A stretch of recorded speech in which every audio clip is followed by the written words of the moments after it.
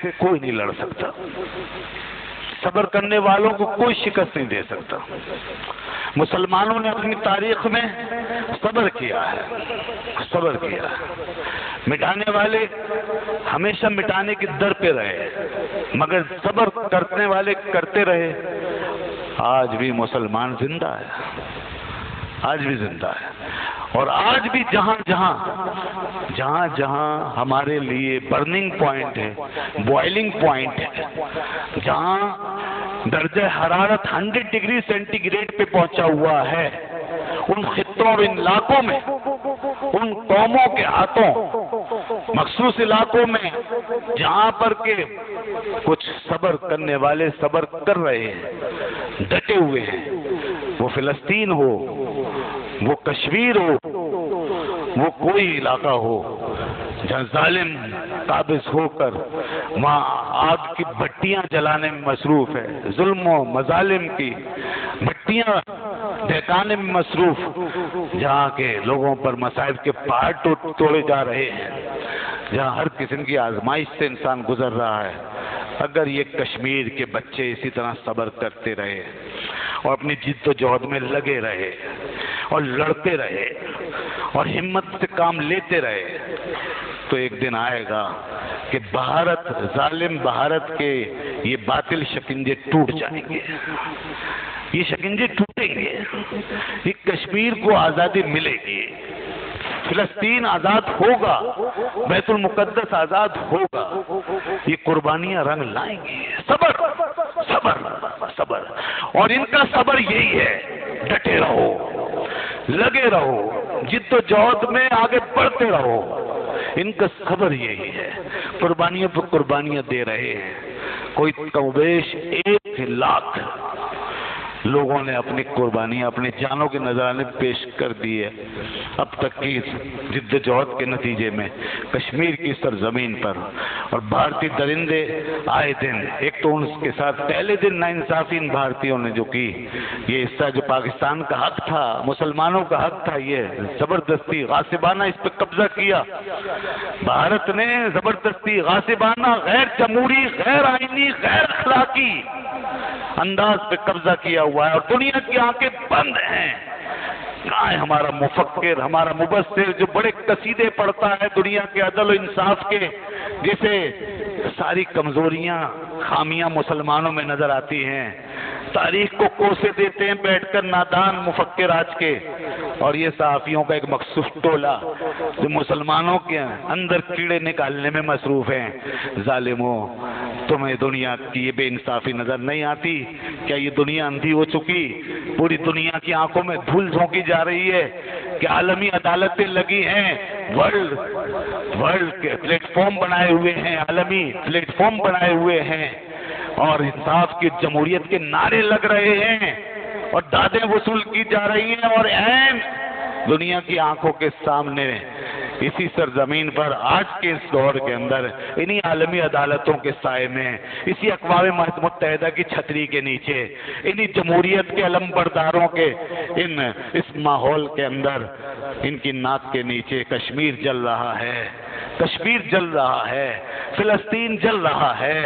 اور انسانوں کے ساتھ ناانصافی ہو رہی ہے، بچوں کو مارا جا رہا ہے، عورتوں کی آبرو ریزی ہو رہی ہے، ان کے گھروں کو آگ لگائی جا رہی ہے، بے قصور ان کو تڑپا تڑپا کے مارا جا رہا ہے، کوئی انصاف دلانے والا نہیں ہے۔ لوگوں کو اپنے اندر عیب دکھائی دیتا ہے، اور اس دنیا کے نظام میں کوئی خامی و قصور نظر نہیں آتا۔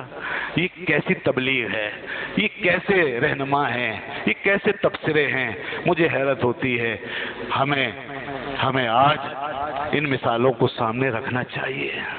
یہ انصاف آج کا۔ اور یہ دو مثالیں نہیں، اس سے پہلے بوسنیا میں ہزاروں لوگوں کی اجتماعی قبریں بن چکی،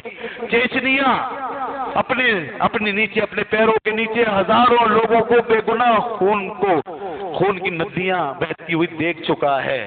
چیچنیا، وہاں کا مسلمان، اور اسی طریقے سے عراق کہ آج لاکھوں مسلمان ان کا خون چیخ چیخ کر بول رہا ہے ہمارے ساتھ یہ ناانصافی کیوں ہوئی ہے، ہمیں کیوں مارا گیا۔ آج صرف دنیا کی دو سب سے بڑے دہشت گرد، ایک امریکہ اور ایک برطانیہ کیا صرف اپنے اتنے بڑے جرم کی معافی صرف 2 لفظ بول کے حاصل کر لیں گے کہ ہم سے غلطی ہو گئی، آئی ایم سوری، عراق میں ہم نے غلط چڑھائی کر دی، عراق کے ساتھ غلط ہو گیا، کیا یہ ان کی معافی تلافی کے لیے کافی ہے؟ کیا یہ کفارہ کافی ہے؟ لاکھوں خون بہہ گئے، گھر اجڑ گئے، تباہی پھیل گئی، رات جل کے خاک ہو گیا، پوری دنیا کا نقشہ بدل گیا، اور یہ آگ و خون کا کھیل ہر جگہ پھیل گیا۔ اس کے ذمہ دار ہیں یہ آج کے خوخوار درندے، یہ امریکہ، یہ برطانیہ، یہ وحشی لوگ، یہ آج کے باربیرین، یہ آج کے چنگیز خان و ہلاکو، جن کے جسم اوپر سے بڑے پڑھے لکھے اور سویلائزڈ ہیں، مگر اندر سے ان کی سوچ کسی فرعون، نمرود، چنگیز و ہلاکو سے کم نہیں ہے۔ یہ اندر کے وحشی ہیں، انہوں نے جو خون بہایا ہے تاریخ میں اس کی مثال نہیں، دنیا کو آگ و خون کی طرف دھکیل دیا، عالم اسلام کو آگ و خون کے کھیل میں دھکیل دیا ہے۔ یہ ناانصافیاں بڑھ رہی ہیں۔ مسلمان نے کل بھی صبر کیا تھا اور آج بھی صبر کر رہا ہے، صبر سے ہی مسلمان قائم ہے، مسلمانوں کی تاریخ یہی ہے، مسلمان نے ہمیشہ صبر کیا ہے، کبھی دوسری اقوام پہ مسلمانوں نے ظلم نہیں کیے، مسلمانوں نے کبھی کشمیر نہیں بنائے، کبھی فلسطین نہیں بنائے، کبھی غیروں کا خون نہیں بہایا، بلکہ دنیا کو عدل سے کام لیا، امن و امان دیا، حقیقی جمہوریت دی ہے، انصاف دیا ہے۔ یہی وجہ ہے کہ آج تک ان فاتحین اور سپہ سالاروں کو سنہری حروف سے یاد کیا جاتا ہے، ان کو سیلیوٹ کیا جاتا ہے، ان کی تاریخ آج بھی لوگوں کے لیے سبق اور رہنما کی حیثیت رکھتی ہے۔ بہرکیف کشمیر کا واقعہ آج ہماری آنکھوں کے سامنے، اللہ تعالیٰ کشمیر کے ہمارے بھائیوں بہنوں کی مدد فرمائے۔ بہت ظلم ہو رہا ہے، پاکستان کو جاگنا ہوگا، عالم اسلام کو جاگنا ہوگا، اور ہمارے بچوں کو یہ پیغام ہمیں پہنچانا ہوگا کہ ایک ظلم ہوا ہے، ہو رہا ہے، ہمارا حق ہے، ہم سے چھینا جا رہا ہے، یہ کشمیر ہم لے کے رہیں گے، یہ ہمارا حق ہے، یہ ہمارا حق ہے، اور انشاءاللہ اس کے لیے جب کبھی حقیقی جہاد شروع ہوگا، حقیقی جہاد، وہ جہاد نہیں جو چندہ بٹورنے کے لیے، جو مسلمانوں کو مارنے کے لیے، کبھی کشمیر کے نام پہ، کبھی فلسطین کے نام پہ، اس جہاد کی بات نہ کرو، اس جہاد نے تو ہمیں کہاں سے کہاں پہنچا دیا۔ حقیقی جہاد جب یہ ہماری افواج سے کبھی ٹکراؤ ہوا اور آمنے سامنے ہوئے، تو پھر مسلمانوں کا بچہ بچہ